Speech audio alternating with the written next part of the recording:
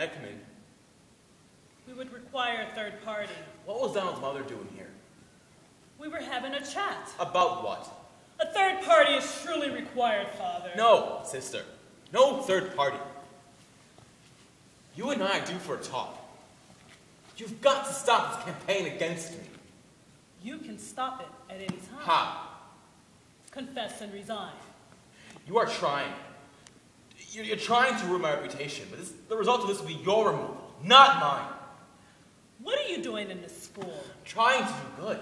Even more to the point, what are you doing in priesthood? You are single-handedly holding this parish and this school back. From what? A progressive education and a welcoming church. You can't distract me, Father Flynn. This isn't about my behavior. It's about yours. It's about your unbounded suspicion. That's right. I have suspicions. But do you know what I haven't understood through all of this? Is why do you suspect me? What have I done? You gave that boy wine to drink, and you let him take the blame. That's completely untrue. Did you speak to Mr. McGinn? All Mr. McGinn knows is that the boy drank wine. He doesn't know how he came to drink it. And did his mother have anything to add to that? No. So that's it. There's nothing there. I'm not satisfied. Well, if you're not satisfied, ask the boy then. I'm not asking the boy. He'd just protect you. That's what he's been doing all this time. And why would he do that? Because you have seduced him. You're insane. You got in your head that I corrupted this child and given him wine. And nothing I say is going to change that. That's right. But correct me if I'm wrong. This isn't about the wine. Not really. You have a fundamental mistrust in me since before this incident. It was you that asked James to be on the lookout, wasn't it? That's true. So you admit it? Certainly. Why? I know people. That's not good enough. It won't have to be. How's that? Because you will tell me what you've done. Oh, I will. Yes. I'm not one of your truant boys. You know. Sister James is convinced that I'm innocent. Oh, so you talked to Sister James? Well, of course you talked to Sister James. Did you know that Donald's father beats him? Yes. And may that not account for the strange behavior Sister James noticed in the boy? It might. Then what? What is it? What did you see? What did you hear that convinced you so thoroughly? On the last day of the school year, I saw you touch William London's wrist. And I saw him pull away.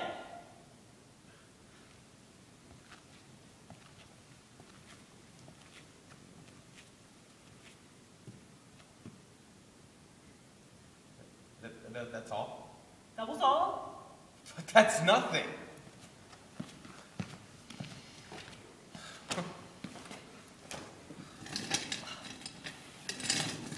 What are you writing now? You leave me no choice. I'm writing down what you say. I tend to get too flustered to remember the details of an exciting conversation. And this may be important when I speak to the Monsignor and explain why you should be removed as the principal of this school. This morning, before I spoke to Miss Muller, I took the precaution of calling your last parish. And what did he say? Who? The pastor. I did not speak to the pastor. I spoke to one of the nuns. You should have spoken to a pastor. I spoke to one of the nuns. That's not the proper route for you to have taken, sister. The church is very clear. You must go through a pastor. Why? Do you have an understanding, you and he? Father Flynn, you have a history. You have no right rummaging through my past. This is your third parish in the past 5 years. Call the pastor and ask him why I left there. It's completely innocent. I'm not calling the pastor. I am a good priest, and there is nothing in my record to suggest otherwise. You will go after another child and another until you are stopped. What nun did you speak to? I won't say. I've not touched a child. You have. You haven't the slightest proof of anything. Oh, but I have my certainty, and armed with that, I will go to your last parish and the one before that if necessary.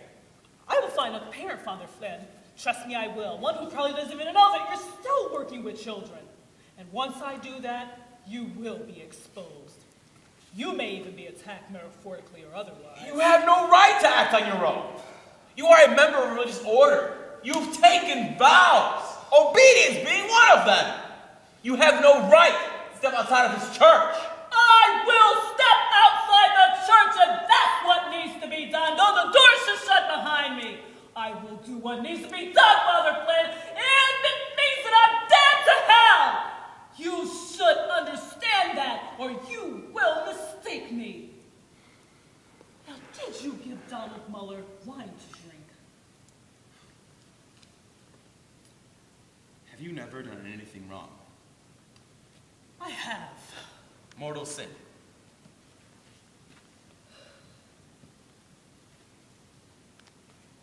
Yes. And?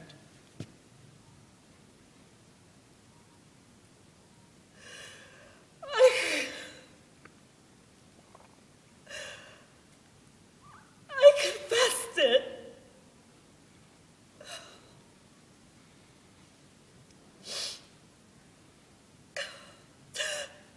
Did you give Donald Muller wine to drink? Whatever I have done, I've left in the healing hands of my confessor. As have you. We are the same. We are not the same. A dog that bites is a dog that bites. I do not justify what I do wrong and go on. I admit it, desist, and take my medicine. Now, did you give Donald Muller wine to drink? No. Mental reservations. No. You lie. Very well, then. If you do not leave my office, I will. And once I go, I will not stop. Wait.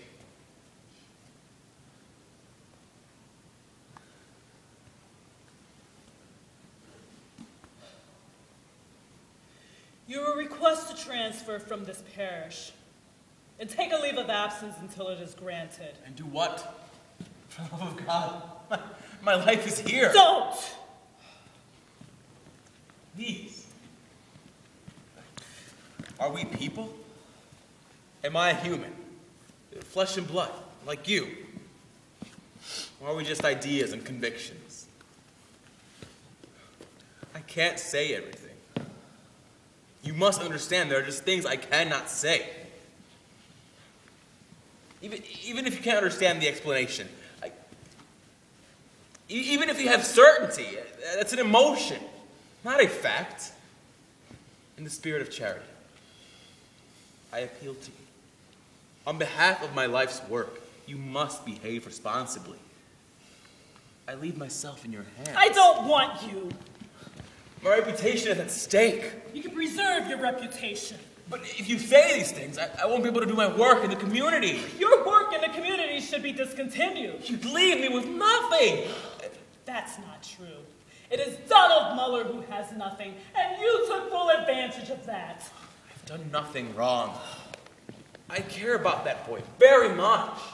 Why? Because you smile at him and sympathize with him and talk to him as if you were the same? If a child needed a friend. You're a cheat. That warm sensation that you experienced when that boy looked at you was not the sensation of virtue that can be gotten by a drunkard with a tote of rum. You are a disgrace to the collar. The only reason you haven't been thrown out of the church is because of a decline in vocations. I can fight you. You will lose. You can't know that. I know. Where is your compassion?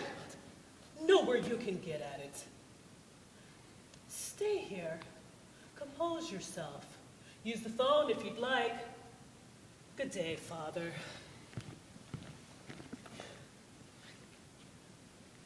I have no sympathy for you. I know that you are invulnerable to true regret. And cut your nails.